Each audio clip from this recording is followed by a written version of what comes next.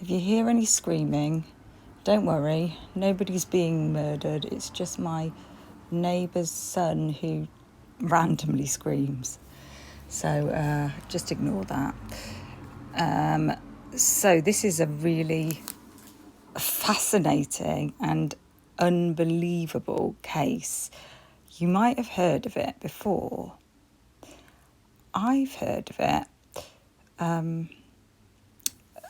I've watched a documentary on it when I first started getting interested in true crime. So that was quite a few years ago. And it's the case of an Idaho woman, she was 18 at the time, who was raped and stabbed to death in her home and found by her friends, actually.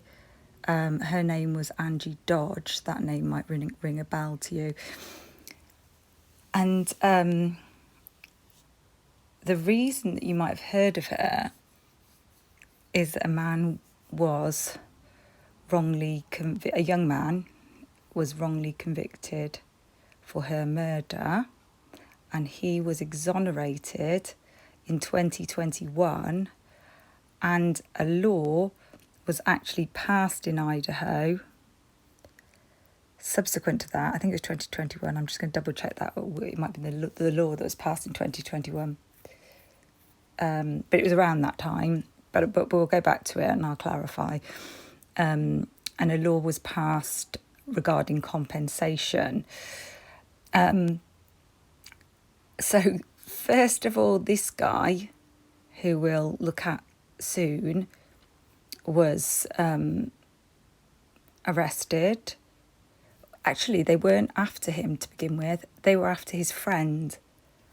And then they moved on to him. They were like laser gunning for his friend, and then decided, and we can look at that, why they ended up looking at his friend called Chris Tapp. So Chris Tapp, I think this happened in the 70s, we'll see in a moment. So he was in prison for a long time.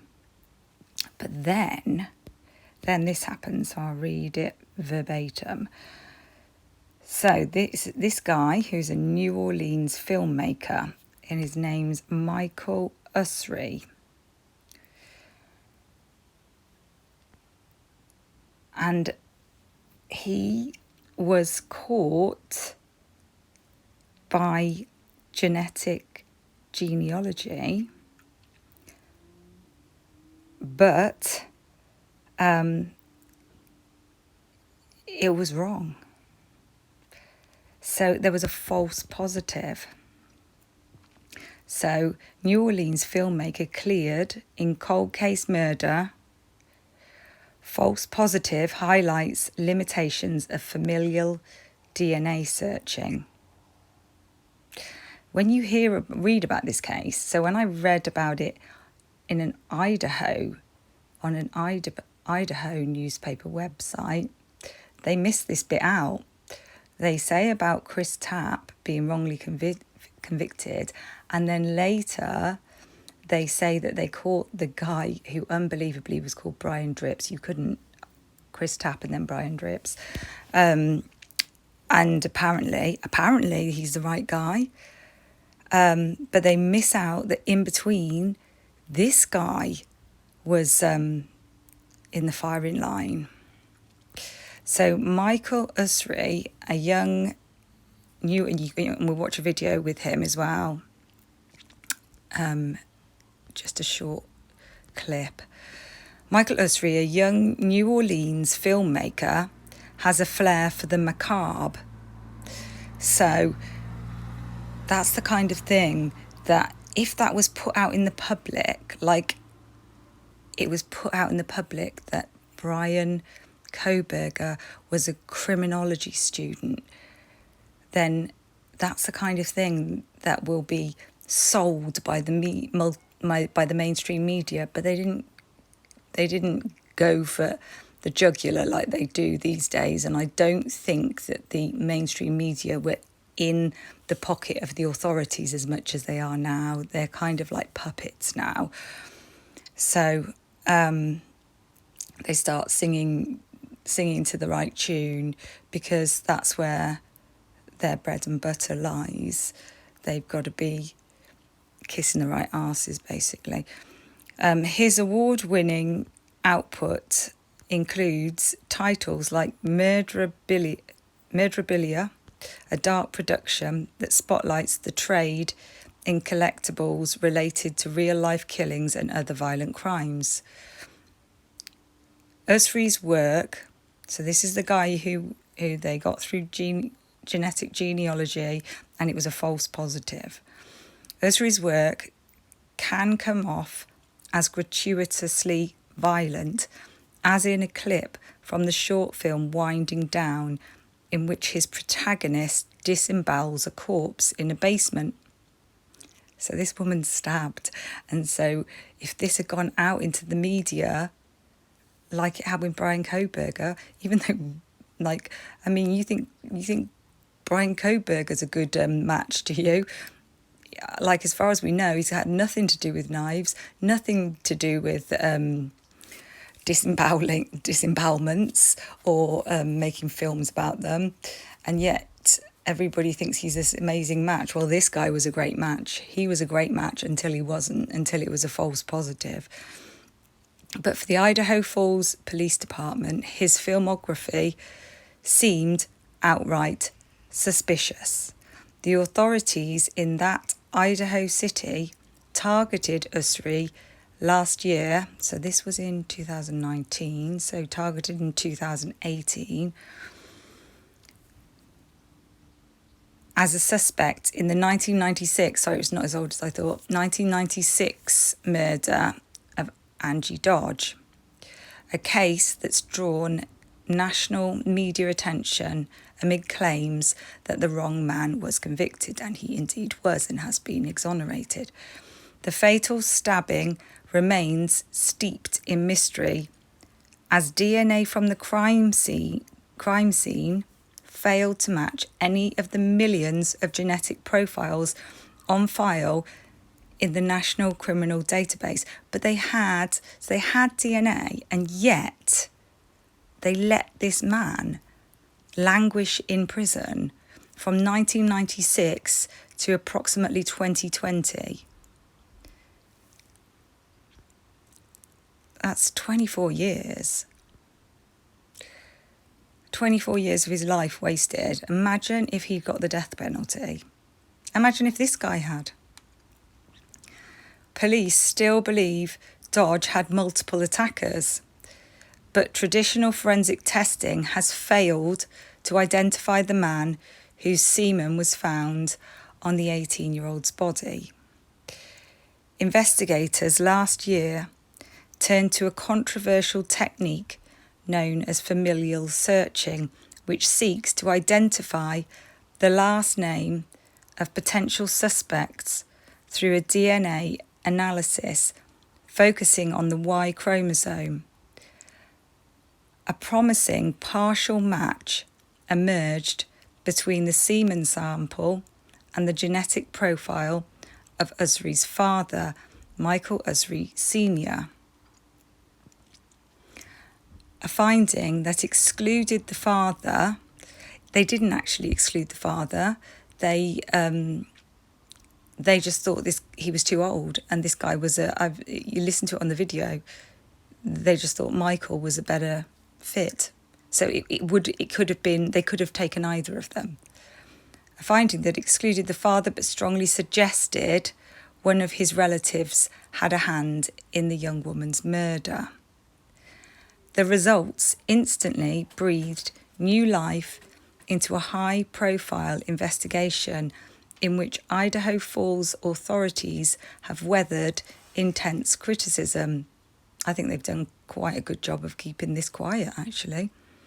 But the story of how the police came to suspect the younger Usri and then eventually clear him of murder raises troubling questions about civil liberties amid the explosive and increasingly commercial growth of DNA testing. The elder Usri, who lives outside Jackson, Mississippi, said his DNA entered the equation through a project sponsored years ago by the Mormon Church, in which members gave DNA samples to the Sorensen Molecular Genealogy Foundation, a non-profit whose forensic assets have been acquired by Ancestry.com. So I heard that they don't use Ancestry.com, but they were in this case, and you'll hear why. The world's largest for-profit genealogy company. Ancestry.com received a court order last summer requiring it to reveal, so remember this is 2018, to reveal Usri's name to the police, although it is listed as protected in the Sorensen Y chromosome database according to court records obtained by the New Orleans Advocate. Following this new lead, the police mapped out 5 generations of Usri's family, narrowing their focus to 3 men. Only one, the New Orleans filmmaker, fit the mould, and that was basically by his age, of a plausible suspect, according to an application for a search warrant. Usri, 36, had ties to Idaho, including 2 sisters who attended a private university about 25 miles from the crime scene. In addition, some of Usri's Facebook friends lived in the state, and in their search warrant application, police also mentioned Usri's short films, which they said generally have dealt with some sort of homicide or killings. Excuse me. Oh, excuse me. I think I must get overexcited every time I do one of these videos because I always seem to have a little bit of a digestive issue.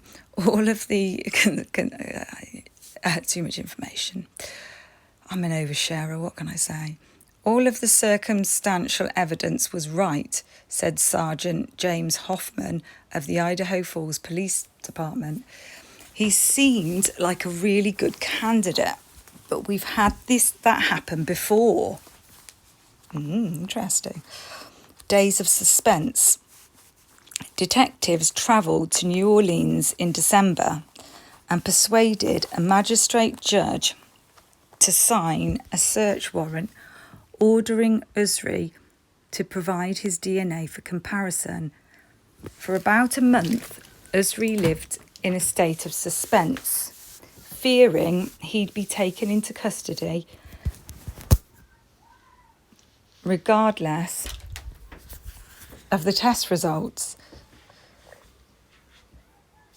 I had lots of days sitting at the house with the dog, he recalled in an interview, wondering if these guys were going to use a battering ram to bust open the door and shoot my dog after he started barking at them. On January the 13th, Usri received the email he'd been awaiting. His DNA, Hoffman wrote, did not match the semen from the scene of Dodge's murder. It turned out to be nothing, Hoffman said in a telephone interview. I wish it wasn't a dead end, but it was.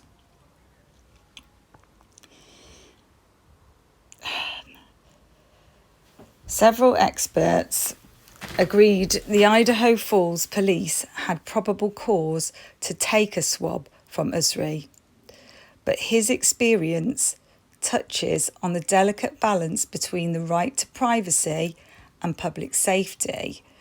But you know, they actually got a warrant for his DNA. They didn't try and get it out of his bin. It's not very common to see this sort of thing, and I frankly hope it doesn't become very common, because an awful lot of people won't bother testing their DNA, said Judy G. Russell, a genealogist and attorney who writes the Legal Genealogist blog. Ancestry.com did not respond to questions about how frequently it receives court orders in criminal investigations and whether it ever resists law enforcement requests to learn the identity of otherwise protected genetic information. Erin Murphy, a professor at the New York University School of Law who has written about familial searching, said Usri's case is the first she's seen in which law enforcement used a publicly accessible database like Sorensen, as opposed to a private law enforcement database to obtain an investigative lead. I think what we're looking at is a series of totally reasonable steps by law enforcement, Murphy said, but it has this really Orwellian state feeling to it, and it is a huge indictment of private genetic testing companies and the degree to which people seamlessly share that information online. I'm being constantly encouraged to do yoga. I am resisting, however. A controversial tool. Familial searching differs from traditional DNA testing, a mainstream tool used to identify criminals. Familial searching differs from traditional DNA testing, a mainstream tool used to identify criminals.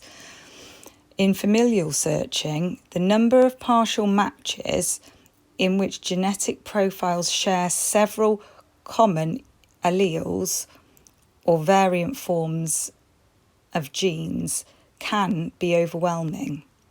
In Usri's case, Hoffman's search of the Sorensen database yielded 41 partial matches. Though the name was initially shielded, the strongest match was Usri's father, with 34 of 35 alleles, which the Sorensen Forensic Lab in Utah deemed exceptionally good and indicative of a close family relation to the suspect. Familial searching in law enforcement dates back over a decade to Great Britain. God, we're responsible. Which employed the technique in the 2003 case of Craig Harmon, who threw a brick through the windshield of a passing vehicle, causing the driver to suffer a fatal heart attack. British authorities could find no direct match between the DNA found on the brick, Harmon's blood, and a national database of criminal defendants. But they found 24 similar genetic profiles belonging to people from the surrounding region, including Harmon's brother, who represented the closest partial match to the blood sample. Further probing led investigators to Harmon, who reportedly gave his DNA and confessed to the crime in the face of a match. In the United States, the most notable use of familial searching, is this before the Golden State Killer? I can't remember when he was arrested. No, I don't think it is. In the United States, the most notable use of familial searching was the case of the notorious Grim Sleeper. I didn't know that. An alleged serial killer, Lonnie Franklin, was indicted in 2011. I thought the Golden State Killer was the first one, on 10 counts of murder in Los Angeles after authorities found similarities between crime scene evidence and the DNA of Franklin's son, who recently had been jailed on a weapons charge. The public debate largely has centred on the use of law enforcement databases like the FBI's combined DNA index system. Proponents argue familial searching is a harmless way for police to crack otherwise unsolvable cases. The closest partial matches can steer investigators towards a criminal's family members whose DNA profiles closely resemble those of a convicted or incarcerated relative. Skeptics like Murphy, the NYU law professor, warn that the technique drastically expands DNA testing beyond the function envisioned by states that compel criminal defendants to submit DNA samples upon arrest. Many states lack formal legal rules governing the use of familial searching by law enforcement, while Maryland has explicitly outlawed the practice. In Louisiana, that's where this guy Michael Thru is from, familial searching by law enforcement appears to be exceedingly rare. The Louisiana State Police Crime Lab does not conduct that method of testing, said Captain Doug Kane, a state police spokesman. It's not been a bone of contention here, as it has in other states, said Kevin Ardoin. Yeah, that's what I'm going for. Director of the Acadiana Crime Lab. I don't believe we have any restrictions on it though, probably because it's not been pursued or challenged. Usri's experience, Murphy noted, differs from a familial search involving a law enforcement database in that Usri's father voluntarily submitted his DNA as part of a genealogical project. But, she added, that doesn't mean that many people wouldn't find it surprising and troubling to know that a DNA swab they sent in for recreational purposes could years later land their child in an interrogation room. They're not very good with their speech marks here. Get them in the right place, people. I think this case puts into stark relief some of the critical privacy concerns surrounding consumer genetic testing companies, public repositories of genetic information, DNA familial search. I don't want to lose you guys. I feel like it's getting a bit boring now, but I really want you to watch the video after. So if you want to, fast forward this little bit and go on to the video, because I think it's interesting to see this guy actually. Because when you see, in a way, well, it depends, you see, because this guy comes across quite handsome, I think, but he's got one of those nice, friendly sort of faces. And he looks different in that picture at the top, actually. So maybe, I don't know what he looked like when he was arrested. But and he has quite an amiable way about him, like personable. That can go in your favour. And maybe if you're I don't think this guy particularly was, but a blokey bloke, a manly man, one of the boys, that could go in your favour as well. But what if you're a bit of a socially awkward person who, even looking at Brian Koberger in the videos, he, I think, has a look about him that's, I think he lacks a bit of facial expression. This can be neurodiversity, by the way. You need to take that into consideration, because that isn't taken into consideration enough, and it's more common than people realise. And if you don't know what I'm talking about, I won't go into it here, but maybe Google neurodiversity. People mask, so don't think Rain Man. That'll give you a bit of a clue as to where I'm going with this. But,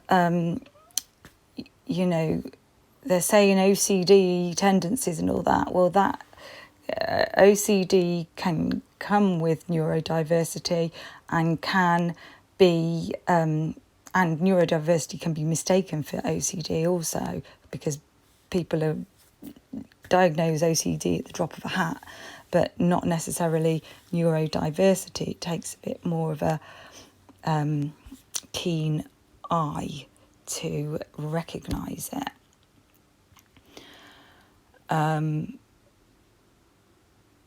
Anyway, let's go back to this. Yeah, so what I'm saying is, yeah, go on to the video if you want to. Here, leave me. I'll just continue reading. So I think this case puts into stark relief some of the critical privacy concerns surrounding consumer genetic testing companies, public repositories or of genetic information, DNA familial search practices, and the general degree to which law enforcement should be able to access genetic information, Murphy said. A cloud of suspicion. The call came in early December as Usri was visiting, same time of year, virtually, was visiting his parents in Mississippi. Happy Christmas. Jesus. Excuse my blasphemy. The caller identified himself as a law enforcement official in New Orleans and said he was investigating a hit and run in City Park. I didn't take it as a big deal, Usri said. He said he wanted to get together, ask a couple of questions and take a couple of pictures of my car. Now, why didn't they take that approach with Brian Coburg, or why didn't they ask him any questions? Why didn't they take him in for questioning? This sounds like, I don't know how much of more they had than they have on Usri at the time. But do bear in mind that as far as we know, and obviously I'm keen to find out more during the trial, and I haven't by any means made up my mind, but as far as we know, it's only in one place, which seems impossible in a crime scene like that. So maybe there is more, but I don't know. We don't know yet, do we? So we'll see on that. But obviously there's been discussions about transfer DNA, and I really think that don't just poo-poo the idea of because there are some interesting cases with transfer DNA where the wrong person has been fingered, so to speak. I'll find that one for you. I think his name's Lucas, somebody Lucas. I'll find it out for you and have a read of that one. Okay, continuing on. So he wanted to get together, ask a couple of questions and take a couple of pictures of my car. Knowing he had nothing to hide, Usri agreed to meet with the officer. After he returned to New Orleans, 3 lawmen arrived at his door, including 2 detectives from Idaho Falls. The other, Usri said, was a federal agent. The officers led Usri to the 13th floor of some building by the Superdome, an interrogation room with a one-way mirror. They told me that it was not, in fact, about a hit and run, Usri said. They wanted to know about my travels to Idaho. Travels to Idaho. When you wish you'd never been. Usri, I don't know what. I am keeping an open mind with the Moscow case, as open as I can. Usri's piqued the officer's interest, he said, when he recounted a ski trip he'd taken when he was about 19 with 3 friends. While Usri couldn't recall ever setting foot in Idaho Falls, his interrogators determined he must have passed through the city when driving to Rexburg, Idaho, to pick up a friend. At the end of the interview, Usry said the federal agent entered the small room with gloves on, ready to go. It finally occurred to him that he might want to consult a lawyer when the lawman hovered over him and extended a long Q-tip into his mouth. Get tickets for Alabama. In Alabama, it's a bit of a long journey for me, but I'll consider it. It really took me until almost the end of the entire experience to realise that they were saying, "We think that you, Michael Usry, are a suspect in this murder," he said. When the officers dropped Usry off at home, he said, "I just kind of stood on my sidewalk, dazed for a few minutes." He's lucky they dropped him off at home. He called a friend, a co-producer of the short film Murderabilia. God.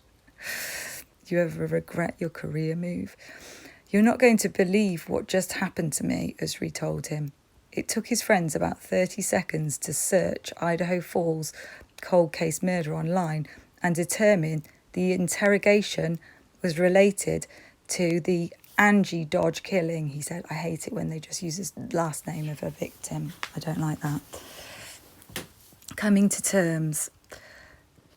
In the weeks since the questioning, Usry said, he's wondered whether someone else in his family, perhaps a cousin or distant relative he hasn't even met, had something to do with the killing. Colleen M. Fitzpatrick, I thought he was throwing one of his relatives under the bus then, but no, this is a well-known forensic genealogist, said a partial match of 34 of 35 alleles is very close to 100% indication that the donor of the semen is an Usry.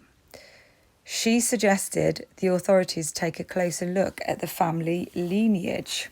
I've forgotten which one it is now. My brain does a bit of a blip when I'm recording. Lineage, isn't it? It sounded wrong in my mouth then. There's still a small % chance that it's not an Usry due to an adoption or illegitimate child in the family lineage, she noted. God, he's going to have two.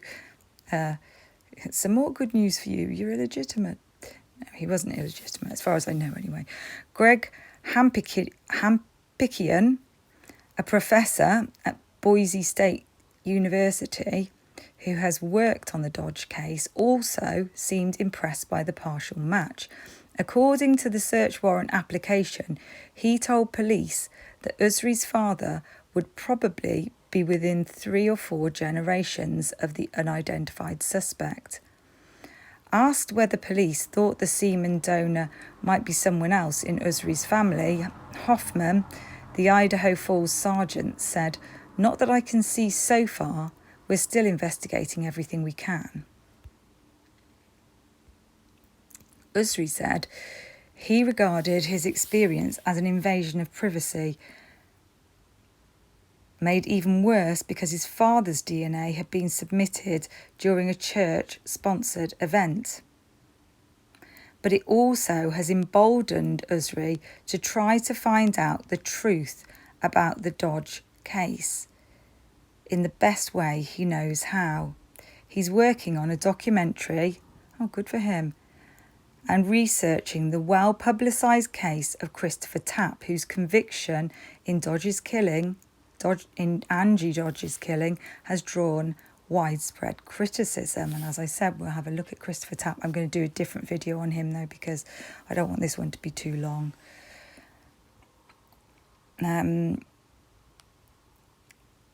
Whose conviction in Angie Dodge's killing has drawn widespread criticism. I feel a connection to this case because I've been forced to be involved in it, Usry said. The guy that really killed Angie Dodge deserves to be put in jail. There we go. And spoiler alert, he has been, provided they got the right guy. Let's hope they did, because he's in there now. Brian Drips.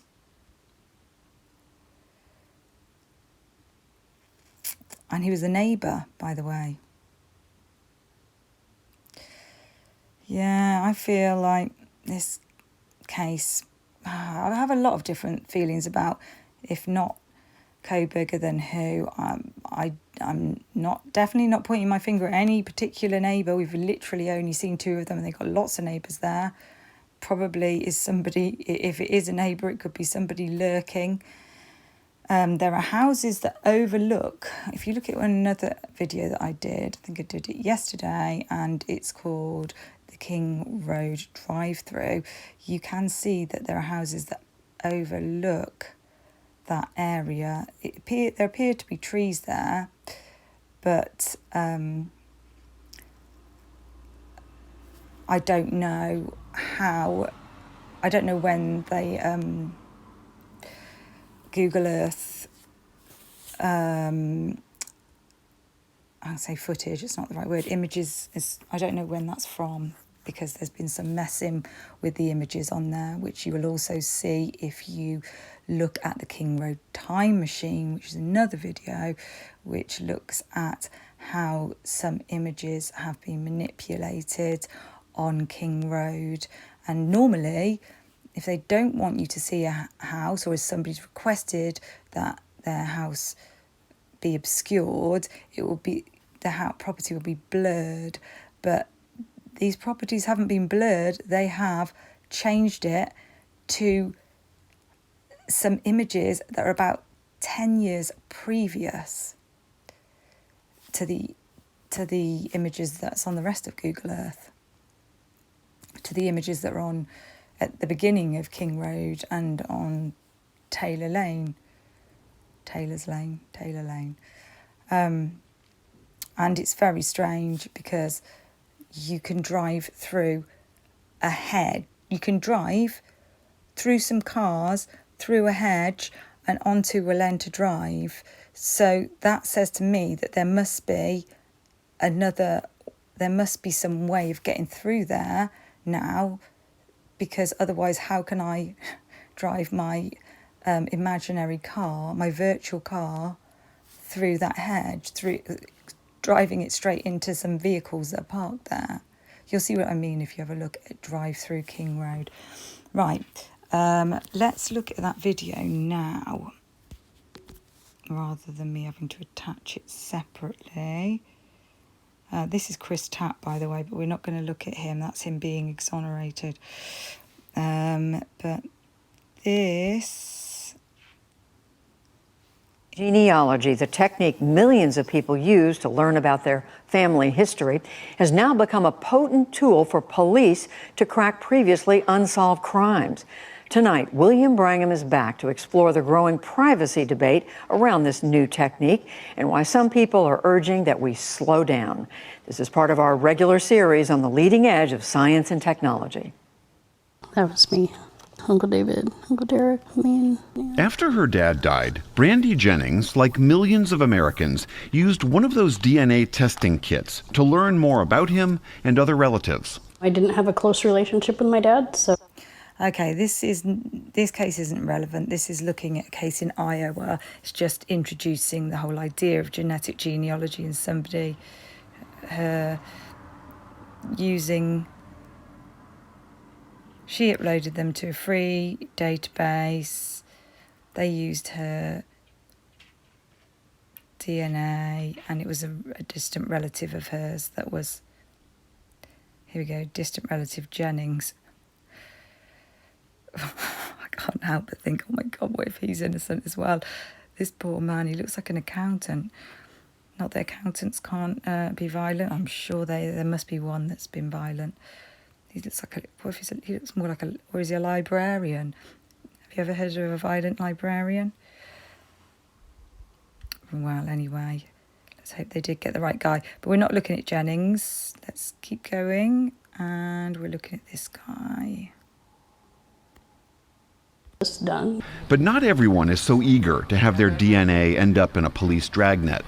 5 years ago, Michael Usry Jr., largely because his father had done DNA testing, ended up in a police station in downtown New Orleans.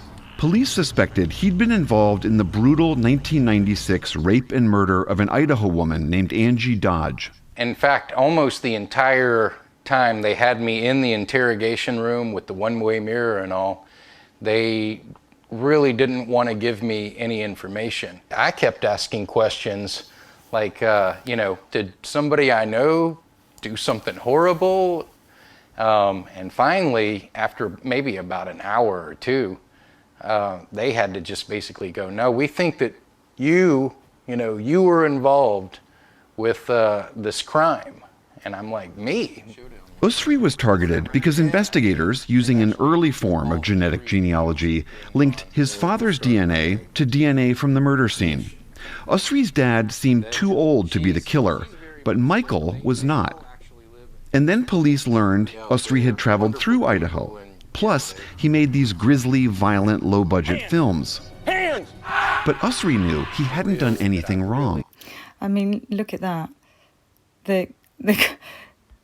This woman was killed with a knife. And then the police are on to somebody whose DNA seems to fit, and he's making films like this.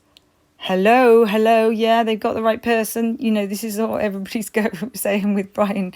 Like, oh, it's obvious, he's a criminal, she's a mastermind, criminal mastermind. Imagine what they'd be saying about this guy.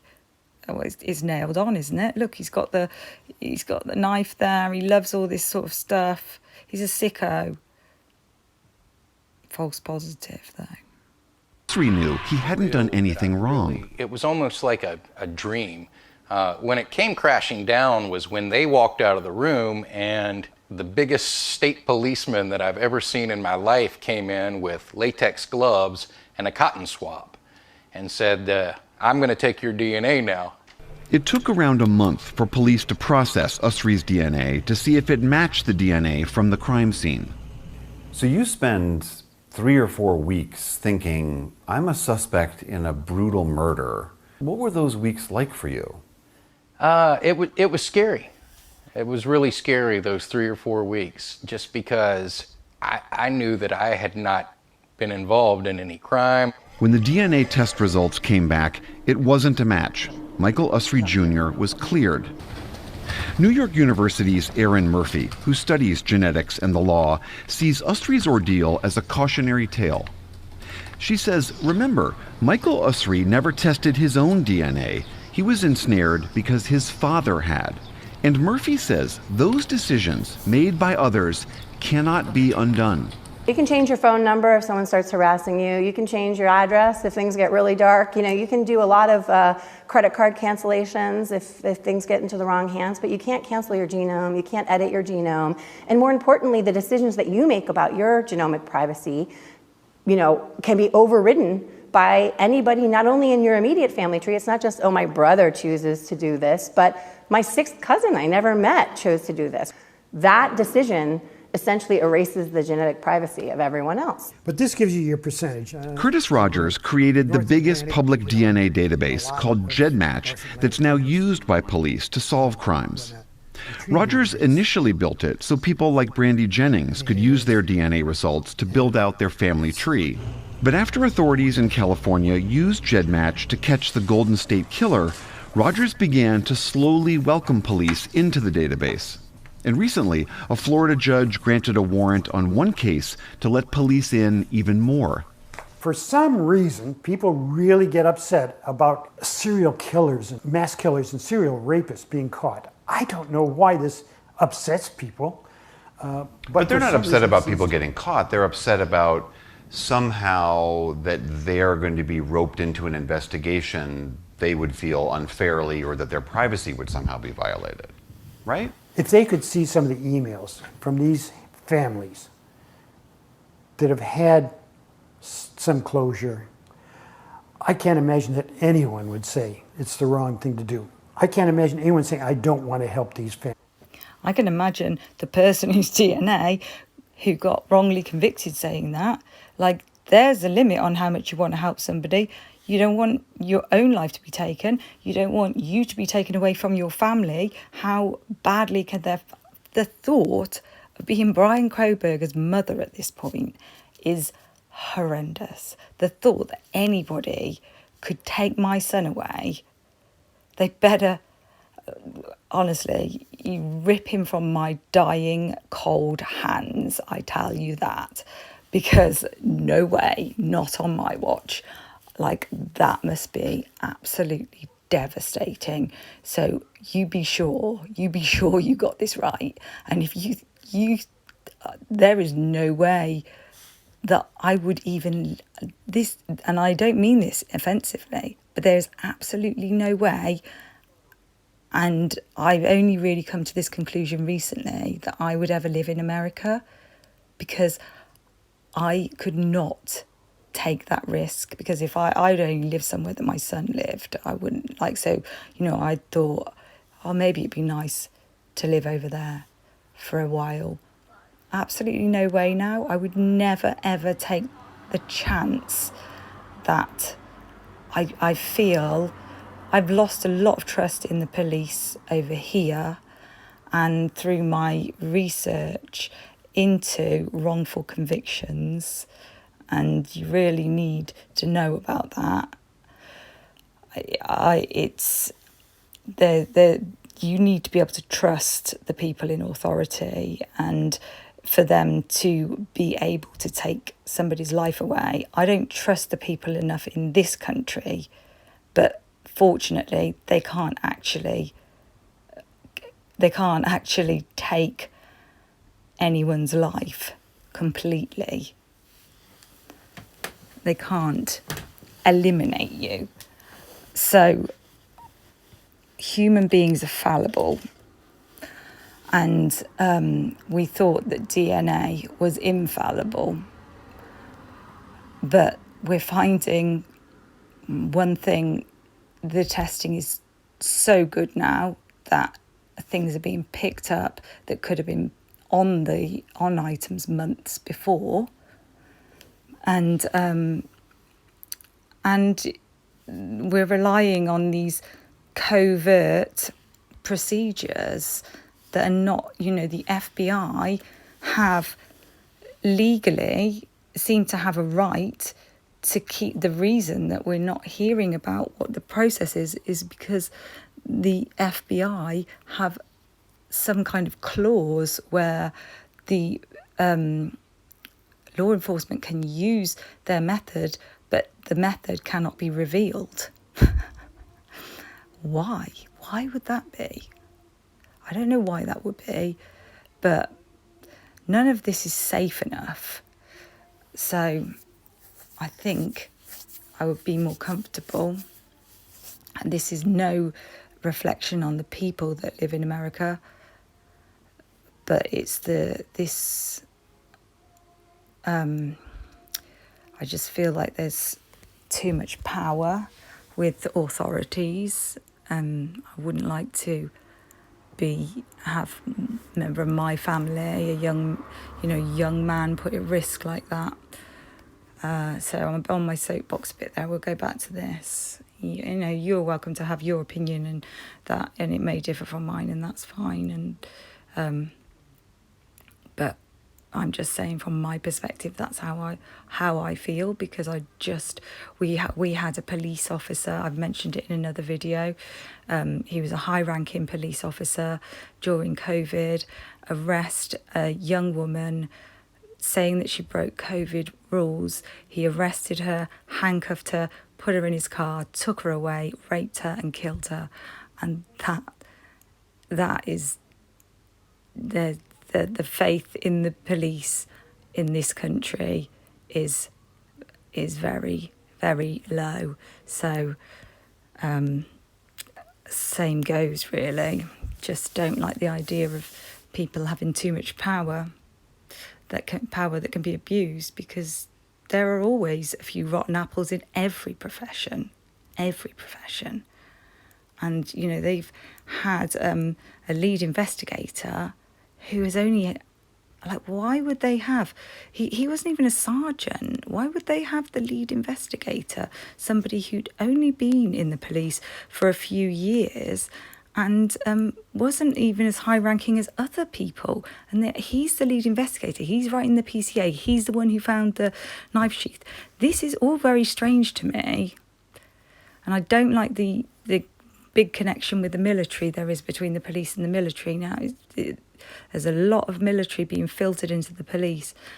That's another story, and that's another video.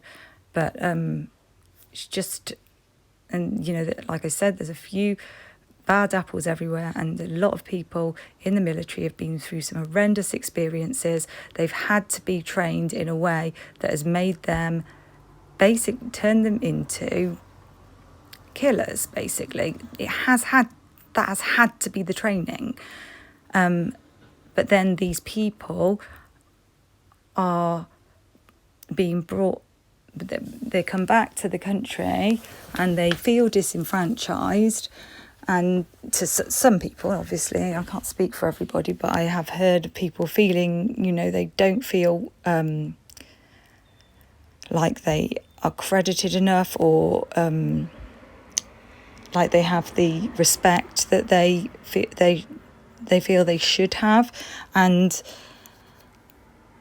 But then people are being filtered into positions of authority, and that's a big risk factor. And I think it's Idaho. Is it Idaho or Washington? There was a problem with procedures of checking. So they'd have police. They were low on law enforcement. Just didn't have enough staff, so they'd be getting staff from another state, right?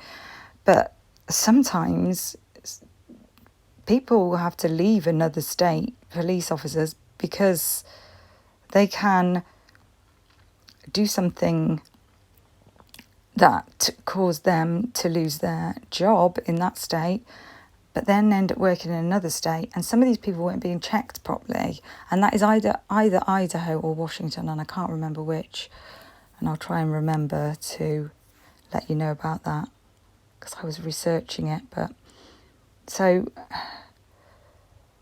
and I've said it before, but all over the university is there's a big veterans program there. So within all these young university kids, there are quite a lot of military veterans, and